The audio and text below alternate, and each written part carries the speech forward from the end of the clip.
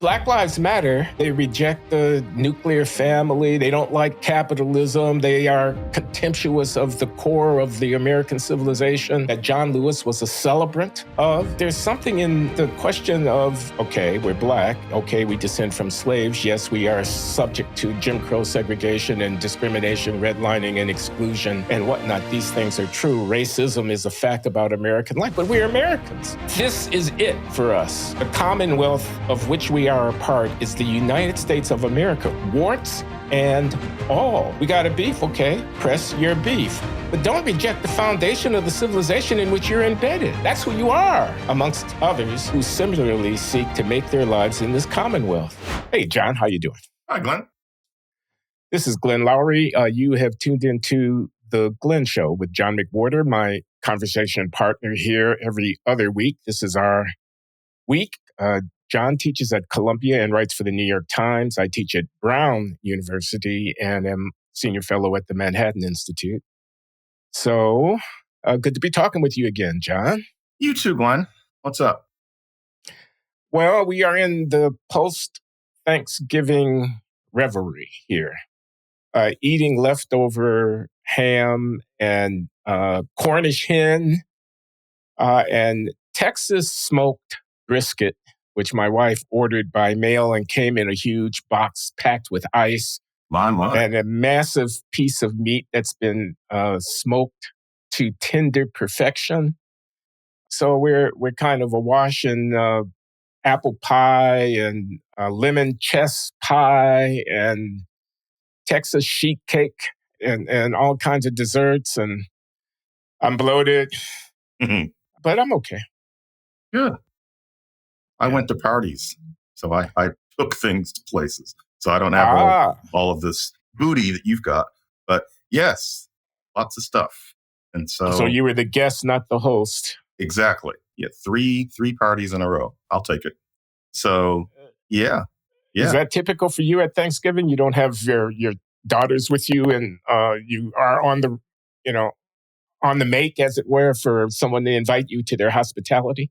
Yeah, because part of the divorce agreement is that the girls are always with their mother because her family, they have they don't call it this, but it's kind of a substitute Christmas because they're Jewish, but they all gather at Thanksgiving. And I used to be at those. I was at 17 consecutive one of those. So they still do that every Thanksgiving. And so they spend Thanksgiving with her and they spend Christmas with me. But that means that, yes, I improvised on my Thanksgivings. During the pandemic, Thanksgiving was here. That was the one time.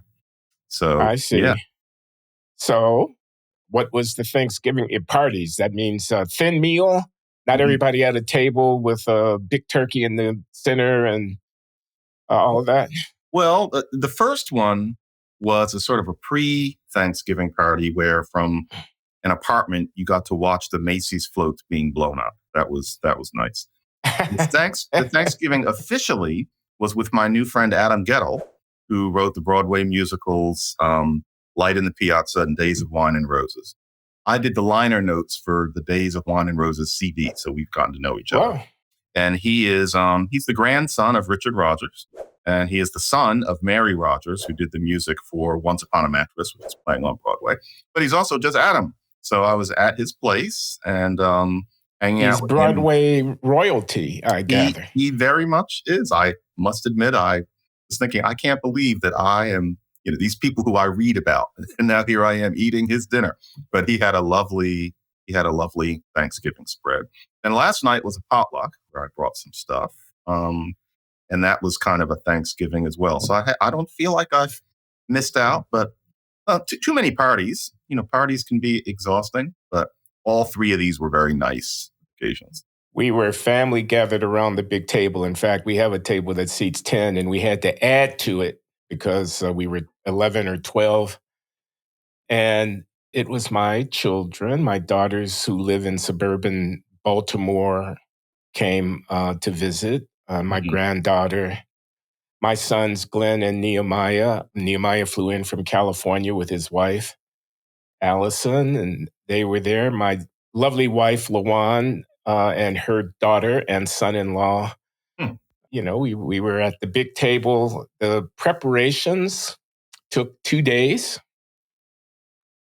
There were people in the kitchen, all hands on deck, every surface covered with something in process. I had to get up at 7 o'clock in the morning on Thanksgiving Day to prepare my legendary stuffing. I do a cornbread stuffing that people say is pretty good. And it's my contribution to the Thanksgiving production process because, man, those people are in there. They got, all kinds of stuff going on. And Lawan is the chief chef. So she's directing traffic and, salads are in the making and squash and macaroni and cheese and collard greens and stuff like that. So You ever notice it was, that then you sit down, all that stuff happens. Then you sit down and you eat it. And there's a whole lot left over. Yeah. And then you go sit on the couch. To me, it's always a little anticlimactic, that thing that you're describing, all that stuff. But there's no music on the soundtrack, no credits roll. You just sit down and after 45 minutes, you're done. And I don't know how I would make it better, but to me, it always kind of feels like it ended too soon, or was it all worth it? Maybe I sound dyspeptic, but no, that sounds wonderful. But to me, the fun is really all the preparation. Because then you just sit down and eat it,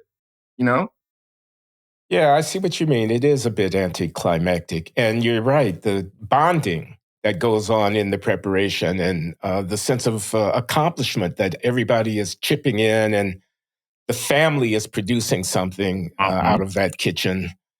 Yeah. And as the patriarch, they were calling me patriarch, John. For real.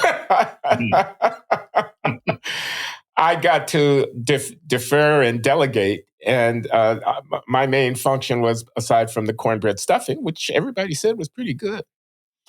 Yes, the recipe is available for a price. All you have to do is leave. No, I'm kidding. I'm kidding.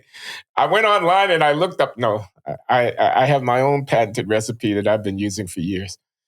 But it was to make the speech before we actually started the meal. Everyone was sitting at the table, the steaming piles of food and everything, the sense of anticipation. And I had to give a little, what we would have called grace, saying grace back in the prehistoric days when people were religious. Now I have some ardent atheists in my family. My son Glenn, for example, my wife Lawan, for example, and even I, on occasion, have been known to express doubts about the existence of omnipotent and omnipresent being. On the other hand, I spent a lot of years in the church and as practically speaking, a deacon in a congregation of relatively conservative, theologically conservative Protestants. And, some stuff just doesn't leave you. And the sense of ceremony, solemnity, you're framing this event, you just want to call attention to what's happening, that we not gloss over it. It's precious, it's rare. We're fortunate. There's no doubt that it's Thanksgiving after all. So why not say thank you? And who am I thanking exactly when I say thank you? Can I say thank God for the blessing of this prosperous, healthy family that has gathered here around this table? And me, yeah. So I winged it for a total of 90 seconds. My son Glenn, I was very economical. It was poetic, my framing of the gathering. And I did mention God, although I allowed for the fact that there is some doubt about his existence. And I said, some of us do, some of us don't, but we're all here in love and we're gathered around, and we are all, people travel from everywhere to get here. They got there safely.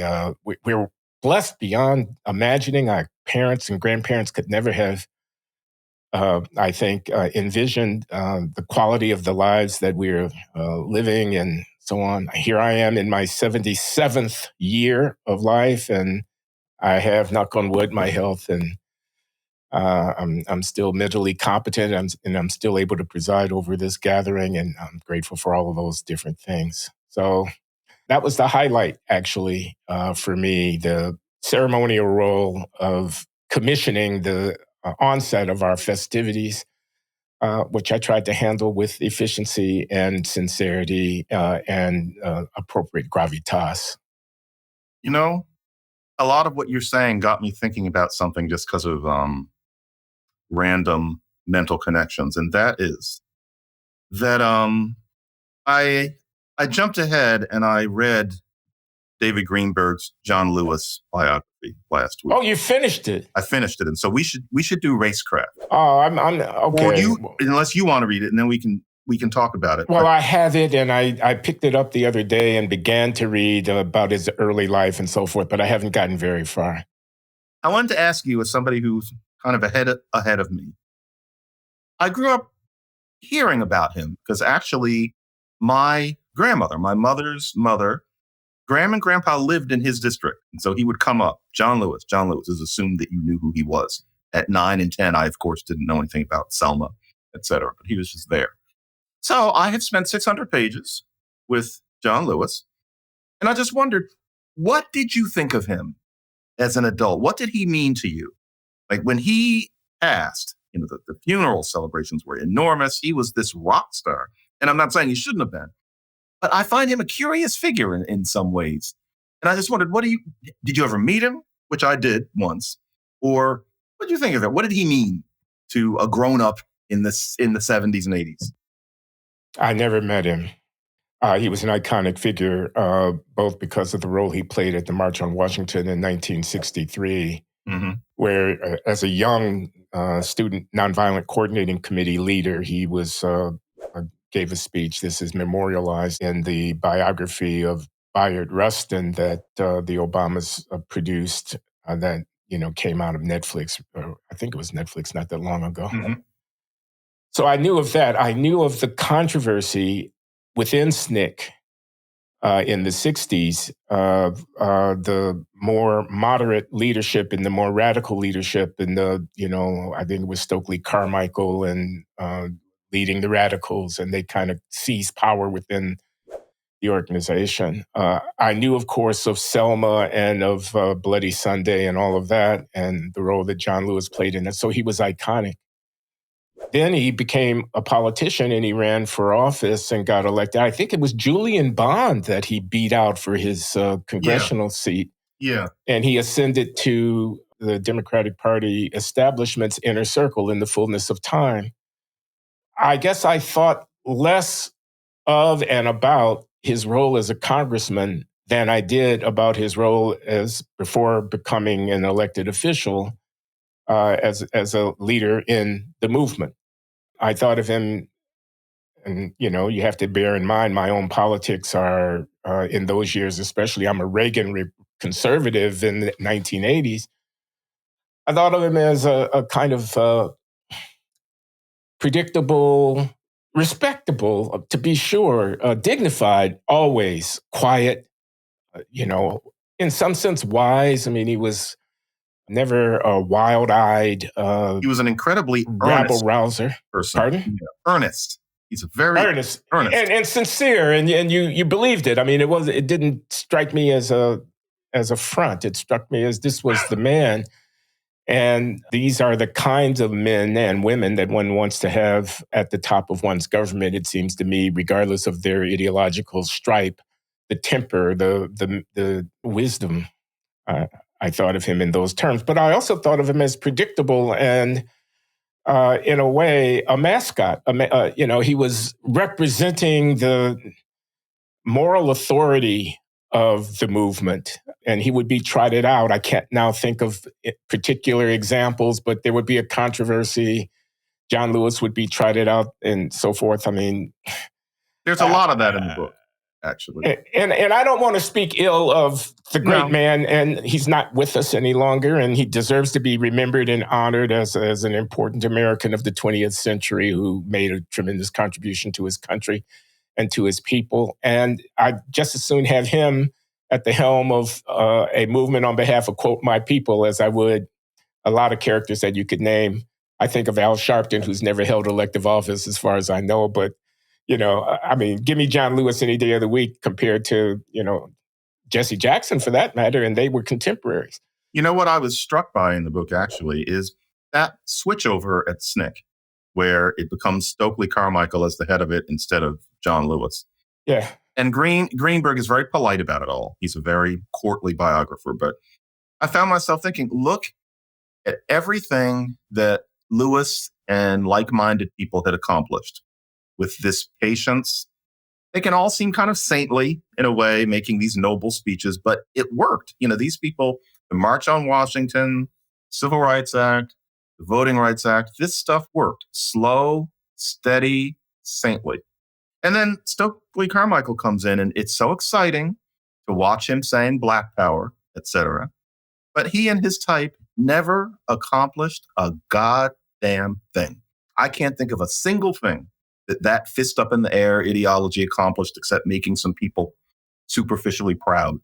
Ground News is the website and app that I use every day to inform myself, to cut through the news and find the truth. They gather articles from over 50,000 news sources around the world and help you break free from big tech algorithms and echo chambers. Go to ground.news/Glenn Show to see how it works for yourself. Let me tell you about my favorite Ground News feature. It's called the Blind Spot Feed. It shows you stories that are disproportionately reported by either the left or the right, and it's great for gaining a balanced perspective in our hyper-polarized world. Here's a headline, mostly covered by the right, that the left is ignoring. Ketanji Brown Jackson compares child sex change ban to Jim Crow interracial marriage law. And here's a headline you'll only see in left-leaning media that outlets on the right aren't reporting. Tulsi Gabbard's views on Russia shaped, in part, by Kremlin propaganda outlet X-Aids, say. For both of these and for every story, Ground News gives you a breakdown of how many news sources covered it, the biased distribution of the media outlets reporting across the left, center, and right, how reliable these sources have been in the past, and who owns them. You can't get this type of news analysis anywhere else. For a limited time, my viewers can get 50% off the Unlimited Access Vantage plan. This is their best deal of the year. If you're already a subscriber, you can send Ground News as a gift to family or friends for 50% off too. There's nothing better than giving the gift of clarity. So make sure you use my link at ground.news/Glenn Show. Click the link in the description or scan the QR code when signing up. That's ground.news/Glenn Show. And it's sad, because as the book moves into the 70s, so much can't happen anymore because of this radical ideology that has taken over to such an extent. The 70s, I think, in many ways were one of the saddest decades for Black American history because of that way of being Black becoming seen as default. And so it means that Lewis is doing, he did some good things in Congress, but he's slow, he's steady, and increasingly out of fashion because Jesse Jackson is the person who's thought of as the rock star. Now, as he gets much older, people start to come around, as tends to happen when people pass about 70. But what Greenberg doesn't mention, because that's not what he's trying to do, is what I remember, which is by the 80s in particular, the big star was Jesse Jackson. That was what you were supposed to think of as the quintessence of Black activism. And frankly, I can't think of a damn thing that Jesse Jackson you're mentioning, you're mentioning Stokely Carmichael and Jesse Jackson in the same breath, and they are very, very different. Mm-hmm. Are they not? They are, but they had a similar attitude. The idea being that, basically, fuck whitey, that idea. Black Power. This is how Carmichael made his name, isn't it? He had a book published with a political scientist at Columbia whose name escapes me, an African-American distinguished academic, Hamilton. Charles Hamilton. Yeah. Charles Hamilton and Stokely Carmichael, Black Power. Mm-hmm. And that famous speech, or maybe it was a series of speeches where Carmichael would, with the balled up fist and, Black Power, we want Black Power. I'm not quoting him, but I'm getting the spirit of it, I think. And that you're saying, is that what you're saying led to nothing? Led to nothing at all. All of Well, it it led to Black Lives Matter. until, So by extension, I have to conclude that you are similarly skeptical about the contribution that fruit of the 60s and 70s radicalism in African American political life, Black Lives Matter, a contemporary outcropping of the same reflexes. And you say not having accomplished a damn thing? Not to put words in your mouth, but I mean, and what about the Muslims? What about the Black Muslims, Malcolm X, that strand of, I'm going to call it radicalism, although you could argue, but it was certainly ethnocentric, Afro race centric, and it was a rejection of politics by ordinary means and a kind of, pulling up our bootstraps and, fuck whitey. I mean, again, they might not have put it quite in those words, but you got that idea from hanging around those people. This aspect of the African American political sensibility, it's very deeply ingrained, isn't it, John? yes, it is. And you're making me think.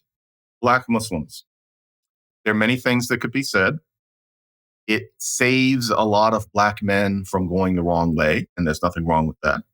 But to be honest, it's also responsible for things like Ibram Kendi, who openly says that when he was young, he thought of white people as devils. Where did he get the idea of white people as devils? He got that from that kind of Black Muslim ideology. And it's very explicit in their ideology, in their and literature. He doesn't think that anymore. But, to be honest, you can smell it on him, you can read it in him, you can see it in him. He thinks of the white world as an alien place. He doesn't read white things unless he absolutely has to. He's balkanized. He's limited in that way. He limits himself very viscerally to Black things, racism, black racism. And that's because of that kind of ideology. And I'm not jumping on him as an individual. He's a type. He just happens to become prominent. We both know that there's a type. He's that certain type who just is kind of closed off from whiteness. It creates that. And Black Lives Matter, I have been very, very patient about that. I have not wanted to talk Black Lives Matter down, but to tell you the truth, it's getting to the point where we can make a verdict. And it is that the national organization, Black Lives Matter, appears to be rather humanly corrupt. And also, honestly, Black Lives Matter helps teach America that cops are racists who end up killing unarmed Black men in tight situations because they pull the trigger based on these deep feelings that they still have, despite how far we've come on superficial expressions of racism. And I think you and I both know that's simply not true. The evidence does not support the idea that the cops are going around shooting Black men and not other people. Most people think it's many, many more Black men than it is, and women sometimes. Very few people know that the same sorts of things happen to white people all the time in larger numbers.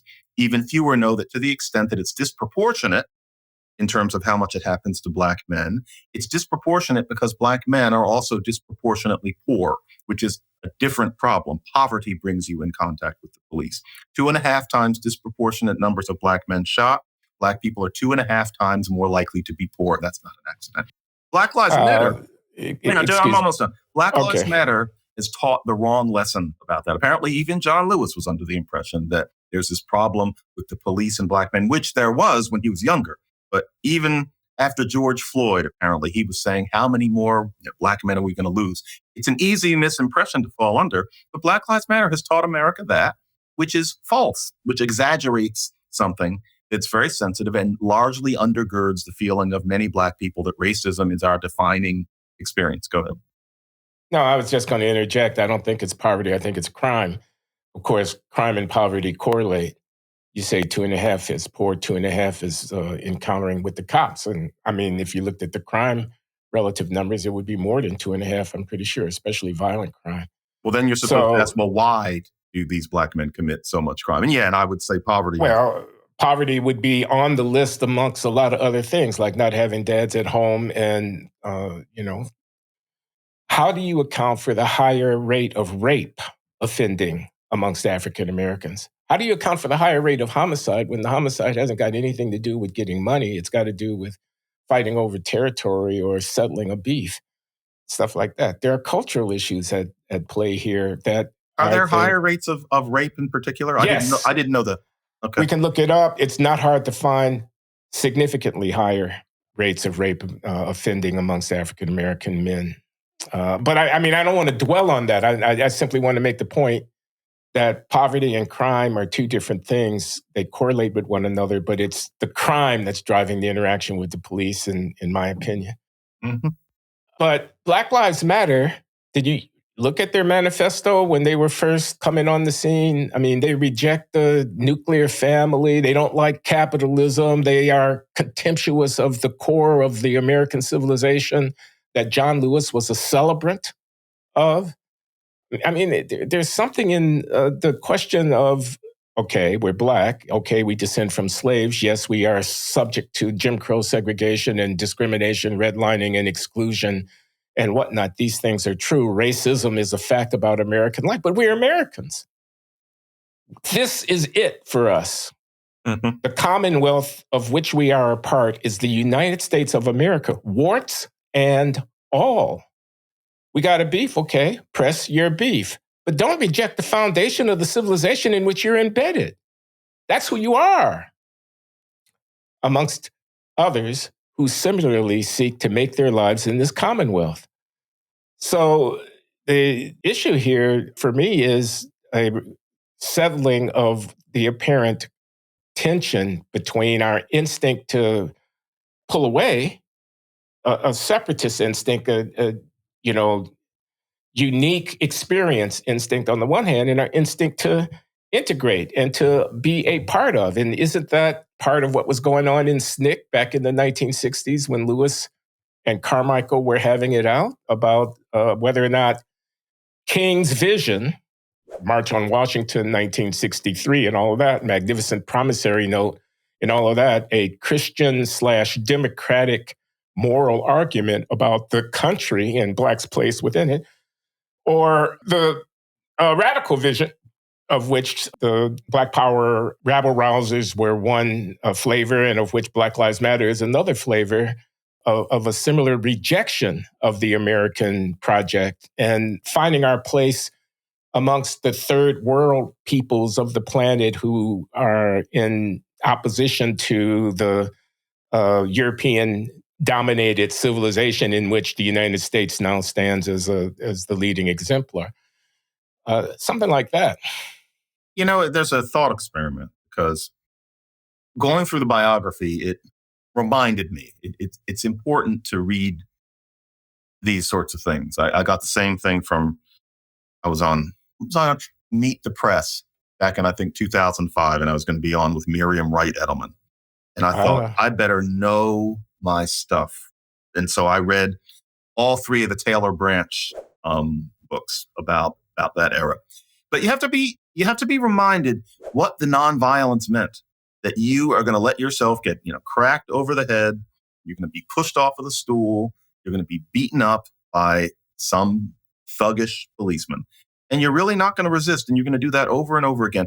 The truth is, when you read about people doing that, you can't help knowing that was only going to hold on for so long. There were always people on the sidelines saying, we're going to get those motherfuckers. No, not this. And you understand what they meant. It's lucky that lasted any longer than about 5 or 6 years. But the question is, did the next phase have to be performative anti-racism? Did it have to be activism as theater, which is all what this fist in the air, Black Power, people chanting rhythmically, all of that was just performance. All of a sudden it became something in a theater. Couldn't it have been something different? But the thing is, what could it have been? Pretty soon people are not going to let themselves be cracked over the head and fall on the pavement. But I wish what came next was more realistic and more proactive than pretending you're not going to be an American, than pretending that you're really an African. In Stokely Carmichael's case, actually going to Africa and accomplishing even less for Black people right here. It could have been different. It'd be interesting if somebody with more imagination than me wrote a novel about what Black activism could have been like in 1975, other than pretending nothing was changing and making loud, charismatic noises. I just find it so disappointing. He didn't just go to Africa, if I recall correctly, and forgive me. He went to Guinea-Bissau, did he not? And it became an acolyte of a vicious dictator who ruled by the most violent means in that little African nation state. I mean, it was despicable what the next phase of his life. Sure was charismatic, though, because he got to wear the clothes. And, that dictator was still very performing. Charismatic. Yeah, it was a wonderful performance. You'd like to see it in a movie. But it had nothing to do with saving Black people. John Lewis stayed home. I think he did a better job. Yeah, he did. Although I still see him kneeling with kente cloth in the aftermath of the George Floyd, kind of stuff. Did he do that? Yeah, I'm pretty sure he was at the head of the queue with Nancy Pelosi and the Democrats on the Hill. That's right. Ceremonially, genuflecting, literally. At the altar of anti-racism. So much theater. And the story of him and Julian Bond is interesting because Bond was actually had more stage presence, but then he just kind of flamed out. Apparently, there was a drug problem. My mother loved Julian Bond. Apparently, I met him once, come to think of it, and there was something about him. There was something about his voice, about his poise. Late in his life, I met him and I asked him, he had good hair. He was light-skinned. He was handsome. He was young when he was young. I'm sure that didn't hurt him. He talked about how much he loved the 60s, how it felt like we were making changes. It was the best decade of his life. I could tell that he really felt that. He was kind of looking off in another direction. He had a definite charisma in that way. But wow, reading about John Lewis, I just found myself so disappointed because after roughly 1966, that magic year, everything really was kind of an epilogue until roughly George Floyd. And it's then that he passes away anyway. But what have we gotten out of that except more performance and defund the police, which then flamed out?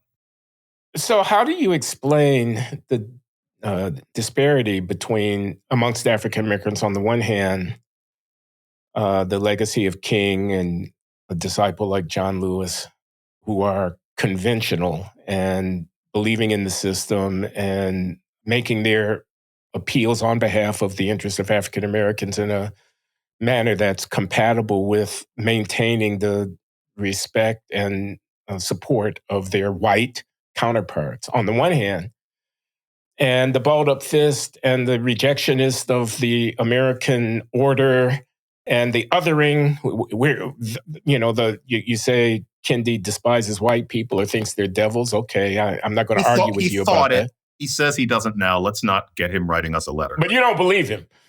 Frankly, I think that he does not like white people. I can see. Okay, but we don't know, and we're speculating about Ibram X. Kendi, and he's yesterday's news anyway. I mean, he's so much yesterday's personality.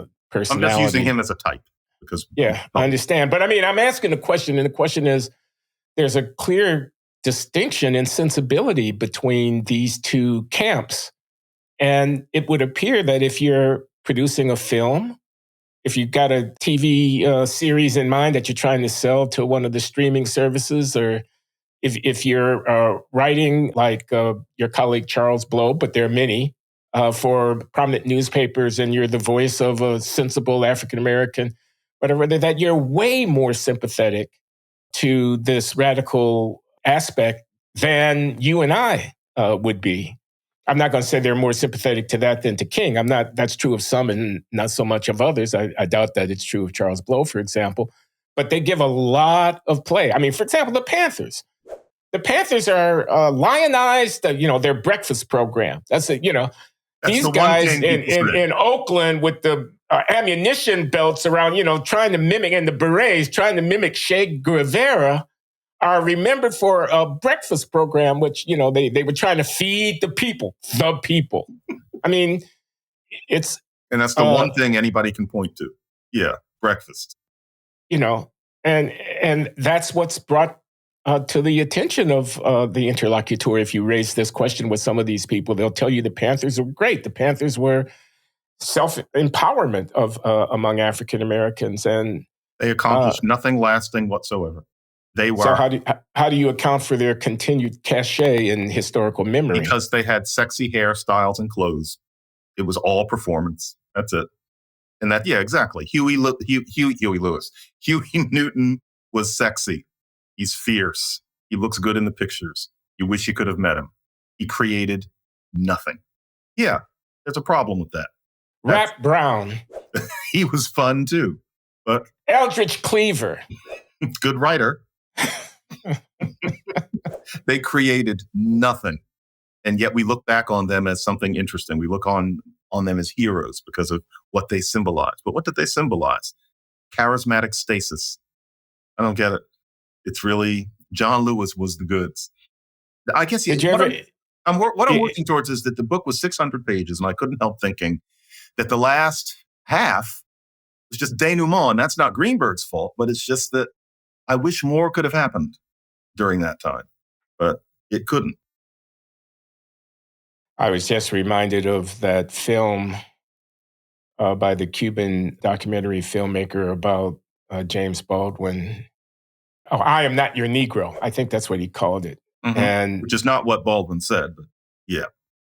Baldwin is depicted as remembering the 60s through the martyrdom of Martin King, Medgar Evers, and Malcolm X.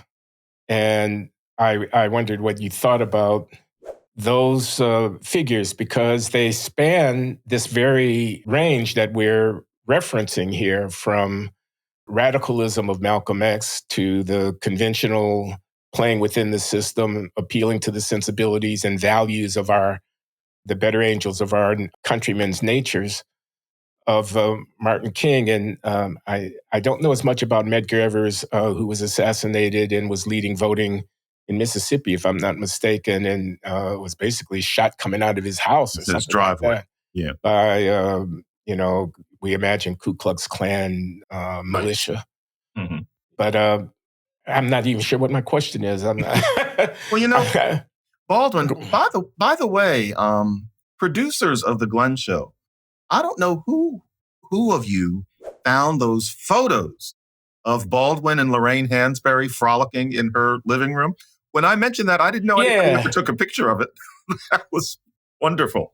But Baldwin was... These guys, by the way, these producers, this is Mark Sussman, Nikita Petrov, and Lucas. They are very resourceful, and I'll bet it was Lucas who puts the final touches on our post, who went and dug up these photos, but we'll find out. I saw that and I thought, hallelujah, that's great. I can tell how hard it was in 1966, and it was that year, in 66, to resist the new call for what was called militants. I can see, if you're this person having your cocktail and you're thinking about the SCLC and nonviolence and, Wilkins, and then there are these new people in dashikis with their fist in the air saying motherfucker and telling you you're not really black if you're not with the new mood. That was so hard to resist. You didn't want to feel like, I'm going to use the word that I'm feeling. You didn't want to feel like you were a pussy, which is what those people made you feel like. Sammy Davis Jr. had something where at some point, I wouldn't be surprised if it was that year, although I think it was a little later, he is joining in some sort of protest with, I think, Panthers. And they're doing some kind of an initiation thing where they greet you and they hold you and they go like this. But they went like this harder than they needed to, and he was a small person. They were intimidating him because he was a reluctant convert to doing anything too militant. He didn't want to be in a march. He didn't want to get hurt. He was small. He was an entertainer. He's drinking. He's smoking. And they're hurting him just to kind of test whether or not he's a pussy. That was a metaphor for the whole time. Yeah, let's not leave out that he converted to Judaism, John. I mean, I'm sure they held that against him, okay? I guess he did. Not that I'll hold it against him. I'm just saying you had to be there, okay? You had to be there in 1969 or whatever. Yeah, he was already telling the jokes about it then. But I was just saying, James Baldwin had a little bit, I adore Baldwin. He's one of my favorite figures of that time. He was a little thrown by those people. And I think there was a part of him that wanted to curry favor with them because he wanted to stay current and because those people were scary. He had that problem with Eldridge Cleaver. Eldridge Cleaver didn't like Baldwin's gayness, and that made Baldwin uncomfortable. And yet he's a gay man of the time where he's saying, well, I am gay, but I'm not what he was basically saying is, I'm not a fairy. And I think Eldridge Cleaver thinks I'm a fairy and there's supposed to be some kind of difference. But that. So Baldwin falls into some of that. So of course, Baldwin is going to say he likes Malcolm too. But I think Baldwin's heart was with 1960, not 1970. And notice he goes overseas. But yeah. You know, John and I often talk about higher education on this podcast, obviously. That's the universe we both inhabit. And why not? It's a topic that has moved front and center of late at both the state and national level. Free speech on campus, viewpoint diversity on campus, cancel culture on campus, soaring tuition, affirmative action, race-based admissions, accreditation, the erosion of standards, attacks on the classics, hiring litmus tests, critical race theory, diversity, equity, and inclusion. You name it, it's in the news. So, with all that's going on, and there's a lot going on, to whom can one turn as a trusted resource of all issues related to campus reform, whether you're a student, faculty, trustee, administrator, donor, policymaker, or alumni? One source we want you to know about and strongly recommend as a credible and respected voice on all these issues is the American Council of Trustees and Alumni, or ACTA, whom we're pleased to have supporting this episode. ACTA is on the front lines, promoting academic excellence, academic freedom, and accountability at America's colleges and universities. They don't just serve as trusted advisors to college trustees and alumni, they help arm reformers with resources, ideas, recommendations, information, even grassroots alumni support through their Campus Freedom Initiative. They make positive changes happen, and they approach these issues in a nonpartisan, balanced, informed, highly credible way, which we appreciate. If you care deeply about these issues, as John and I do, you really must know more about the American Council of Trustees and Alumni. Start by looking them up on the web at goacta.org. That's goacta.org. And follow them on Twitter and Facebook. What's the name of that book that Baldwin wrote about the Atlanta child killings? Oh, in the 80s? Evidence of Things Not Seen. Yeah. It was a very bad book, John. I mean, the great James Baldwin, it's in a way a pity, I think it's one of the last things that he published. I haven't thought about that in a long time, yeah. And it's a conspiracy theoretic, very much in keeping with the worst of the contemporary, the Kendi-esque kind of sensibility. That they were killing these kids. What was going on was there was boys were disappearing. Adolescent Black males were disappearing and their bodies were being found at the bottom of the river or off the bridge or whatever. And somebody was a serial killer that was killing them. And a guy was finally caught. I don't remember his name, and tried and convicted. He was Black. But while it was going on, Wayne Williams. Yeah, Wayne Williams, I believe that is his name. Mm-hmm. While it was going on, it was unclear what was happening. And of course, it was imagined that there could be some cabal of white racists who were kidnapping these Black kids. Right. Yeah. Baldwin in that book, again, if I recall correctly, speculates that one motive for the white racists doing what it was imagined they were doing was to cut off the tips of the penises of these kids and to ground them up into some substance that would increase their, make them more sexually potent. Mm-hmm. And, it was nutty. I mean, it was unbecoming of the greatness of James Baldwin, I thought. It's the one. Oh, I didn't get the. No pun intended. No, you're right. That's the one thing that he did that was just out. I hate to say this about him because I really do worship him. It was fake. I remember reading that. Yeah, it's very fake. I read it about 10 years ago, and I remember thinking he's giving the knee. He is giving in to what the way he thinks he's supposed to sound. I was disappointed in that. He could not possibly have believed much of what he wrote in that. But and so it was hard to resist it. I admire people like you in a way for that. You didn't fall for it. Or, no, you never did, because in your quote unquote liberal phase, no, actually, did you briefly? Because you almost say that you did. Except it was much later than everybody else, and you got out of it. I mean, I didn't fall quite as deeply down into the hole. Not anything like that. That I was saying stuff as nutty as the stuff that you find in the evidence of things not seen. But I'm reminded as you ask me this question about my liberal phase, and a lot of it was anti-mass incarceration. I made that into my crusade. I mean, from, I don't know, about 2005 until about 2015, I was all in on too many men in prison, too many people in prison, too many black men in prison, mass incarceration, the carceral state. You know, it's a reflection of the corruptive, moral foundation of American public order, et cetera. And I'm prefacing in order to be able to tell you about an exchange I had recently with John DiIulio. John DiIulio is a political scientist. What happened to him? Yeah. He's still around. He's at Penn. I think he might be at or near emeritus status. I don't think he's writing very much these days. I believe he's had some issues with his health. I did something at the American Philosophical Society recently, which is located in Philadelphia and overseen by a distinguished sociologist named Robert Hauser. And their publications are directed by a distinguished publications guy who used to run Princeton University Press and is now director of publications at the American Philosophical Society, named Peter Dougherty.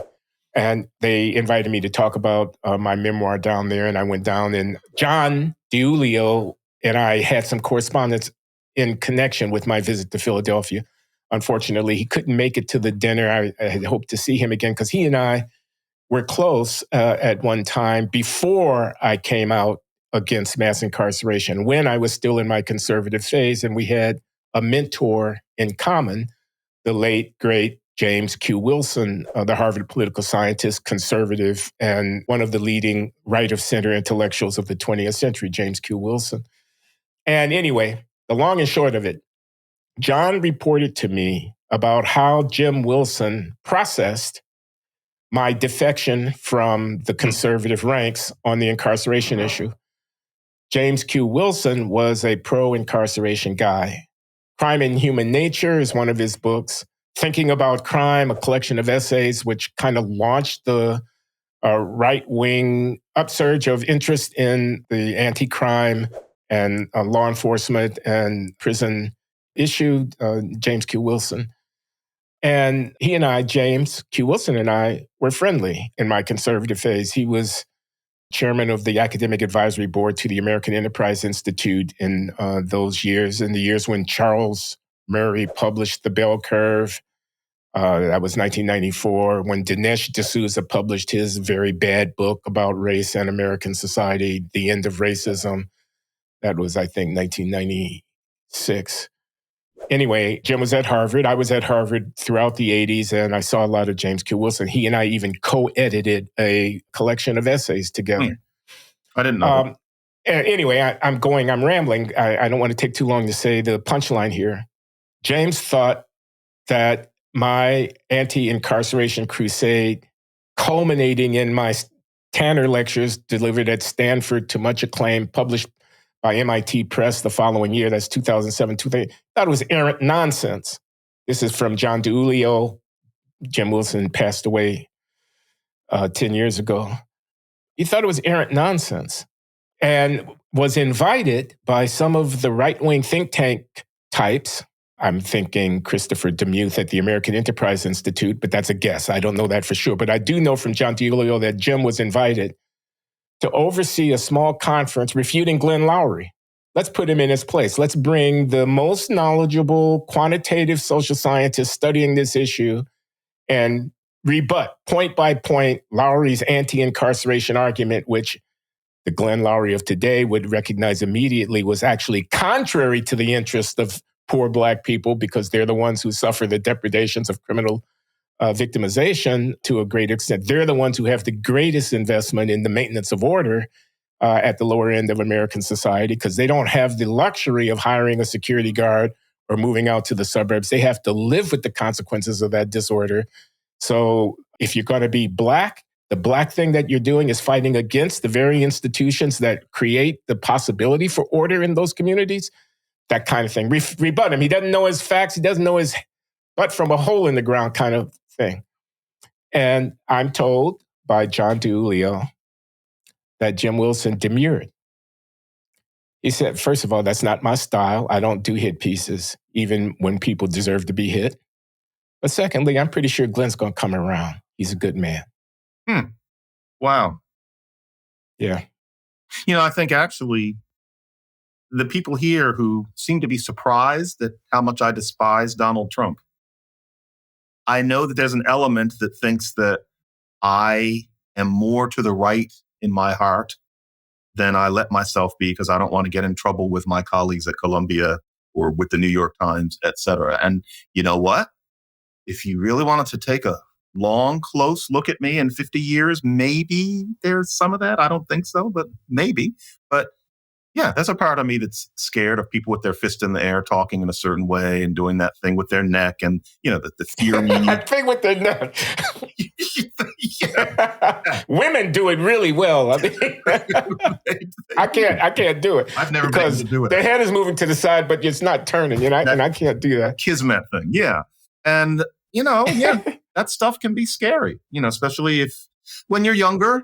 It used to throw me in my 30s. It doesn't now, but. Yeah. So no, that stuff was hard to resist, but it ended up creating so much stasis.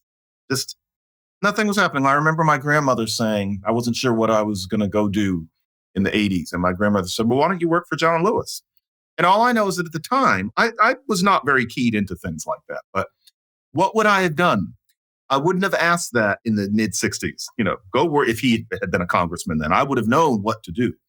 But by, say, 1983 or 4, I remember thinking, to do what? What's the issue? What would I be working on other than just kind of pushing paper? That's not the way it should have been in Atlanta or in the United States in the early 80s. Stuff should have been happening. Inner city communities should have been changing profoundly. Instead, we both know what they were like in 1983.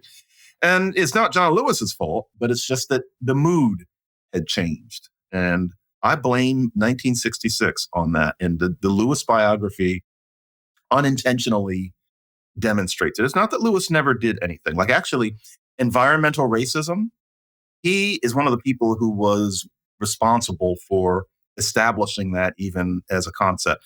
The African-American Museum on the Mall, he had a lot to do with that happening. Although I will never forget, I'll get this on the record, I will never forgive what happened when they founded that museum. They did a documentary. They put together a documentary. And they invited all these people to be filmed having dinner. I always associate the museum with this. And this needs to get on the record because it's actually a symptom of what we're talking about. And yes, I'm still mad about it 15 years later. They invite a bunch of people. Bill T. Jones, the choreographer. Thelma Golan, who is the Studio Museum. Dorothy Height is there. Roger Wilkins is there, near the end of his life. John Lewis is there. Chuck D is there. Donna Brazil is there. Beverly Tatum is there. John McWhorter is there. And some other people. It's about 12 people. And I was flattered to be invited. They do the whole documentary. They film us coming in. They film us talking over dinner, etc. In that fucking documentary, I had one line. When they filmed everybody coming in, they never even showed me. Everybody else is talking and talking and talking. I had one sentence. And I called them up and I said, why aren't I in it? And they said, oh, well, we have to make room for the other. In other words, I was invited as a token conservative because everybody back then thought I was a Republican, but they didn't want to actually use me. I'm just basically in the credits. Disgusting. And the reason that happened, and the documentary makers were so comfortable with that, was because of this idea that somebody who has conservative thought is utterly irrelevant to any kind of constructive conversation, especially in celebrating the founding of a museum. All wrong. That would not have happened in 1965. That was all very 2008. or whenever. Well, as I recall, and I'm sorry that you were excluded from the documentary, although you had one more line than I had because I wasn't even invited to the goddamn thing, but never mind that. The point I wanted to make was when they opened that museum, there was no exhibit acknowledging the existence of Clarence Thomas as a member of the African-American elite accomplished society that presumably one would want to celebrate, notwithstanding the fact that he's conservative. So it's in keeping with that sensibility that you were given short shrift in the thing. It's not right. But I want to close our conversation by calling attention to your linguistic contribution at the New York Times recently, where you have been celebrating or are celebrating the survival of the Yiddish language as a reality in our time, which came as a surprise to me. I had no idea people are raising their kids speaking Yiddish in the home. Get out of here. That's pretty interesting to me. Always hear about Yiddish as this dying language. And frankly, you live in New York, for example, and you see Orthodox Jews, and very often they're not speaking English. And when I first moved here a quarter century ago, I actually stopped one family. I said, "Are you speaking Yiddish?" And they said, "Yes." And I thought, oh. And now, because of this bungalow colony, this Jewish bungalow colony that I spent the summers at, there is one ultra-Orthodox family. It's a small colony. Everybody pretty much knows each other. They live near me. And so they're just, they're walking the baby by my place, etc. And so I just started thinking, I'm going to document this because they are raising this child in Yiddish. There are hundreds of thousands of kids like this. And these people, frankly, have huge families. A young couple will often have 8 kids. And they live their life in Yiddish in these communities like Kiryas Joel and Monsey, where everything's in Yiddish, including newspapers, etc. And I just thought people should know that it's just like a Chinatown. It's just like a Latino neighborhood or a Latino town in Texas. People are living in Yiddish and they don't think of it as dying. And I thought, I have an unusual opportunity. I'm closer up to these people as non-Jewish, not to mention Black me, than like almost anybody would have any reason to. I can't go to Kiryas Joel and say, talk to me. I'm this foreigner. Here they are where I am. And so I decided to use it because since I'm a linguist and I'm interested in things and, just let's talk about it. And so we had many sessions. It wasn't just one. We're just, how do you say this? How do you use it? What's in your baby's books? What happens at a wedding? And, that they speak English and Yiddish. It was fascinating. It was absolutely. So you did, as it were, background research prior to the column to try to understand how the language has survived and how people manage the bilingual or multilingual. I assume they're speaking Hebrew, at least for ceremonial purposes. Only ceremonial, right. Yeah. Yeah, and it was kind of informal. Just for the past 2 summers, I talked to them and I watched them and I listened to them. And I just thought this is a story. And it's not that I'm the only person who's told it, but I thought I'm going to use this pulpit just to show that Yiddish is not only something that 25-year-olds are learning once again. That's not the only Yiddish. That people who are just, changing diapers in Yiddish, and it's thousands and thousands of people. So yeah, I got to, it's one of those things that I'm not patting myself on the back because it's just natural to me. But this kind of takes us back to what I was saying in the beginning. I was interested in that. It has nothing to do with Blackness, and I'm not showing off. I don't speak Yiddish. I never will speak Yiddish. It was just, what is that over there? Who are they? And, I would have been interested if they were from Botswana too, but they're not. They're from Jewish land. And I wanted to know. That's the kind of curiosity all human beings should have. If I'm a linguist, I should want to know, even if it's not Black language. It wasn't Gullah, it was Yiddish. I'm also interested in Gullah. If they were Gullah speaking people, I would have been all over them too. But just, if you don't like white people, you're not going to learn about this Yiddish spoken around you. That's the sort of thing that worries me about that narrow, white people are devils, Black pride, everything Black, everything kente cloth. It means that if you're a me, you don't care about that Yiddish that keeps going by your bungalow. But you're supposed to, Let me observe what I think is a tension, if not a contradiction, in the last part of your argument here. You don't want Black ethnocentric closure. You want us to be open so that we can learn, for example, about Yiddish or what the Amish are doing or whatever. Any other kind of interesting thing. Exactly. On the other hand, the phenomenon at question, the survival of Yiddish, doesn't happen without a certain kind of closure in that community. Yeah. They got to be East European descended or Hasidic or whatever, ethnic Jewish in order to want to preserve and to reproduce in their children. The very phenomenon that you're saying, if you were too ethnocentrically closed as a Black person, you wouldn't be aware of. So, I don't know how you want to respond to that in the remaining minute that we have. Yeah, they are, I'm sure they would agree, they are a very insular community. They keep to themselves. They want to stick with the way they do things. I happen to know a family who are a little more open to the world. That's why, but in general, yes. And, honestly, how they feel about people of my color, I am quite aware. Not these people, but in those communities in general, there's certainly, I don't have an answer to that. I mean, I just liked watching this community that is so foreign to me and documenting what I saw. Yes, they themselves, are not as interested in looking outside of themselves. And that's how they stay the way they are amidst all of this modernity that we endure. But yeah. I raise it not to embarrass you, but only to point out that there's a two-sidedness to the insularity. The insularity is for closing awareness and engagement with things going on outside, but it can also be empowering in a way at the cultivation of the things that are going on inside.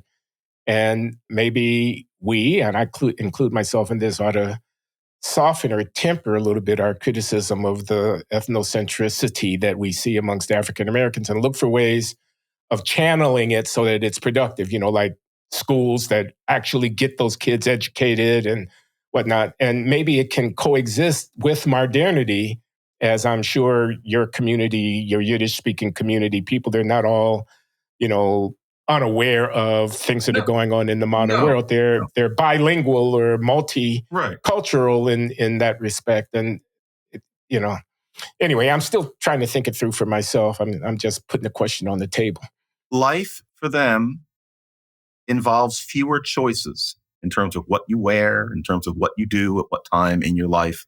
And there must be something to that. I have had Orthodox Jewish people tell me that often. You don't have to decide as much. Your clothes are laid out, so to speak.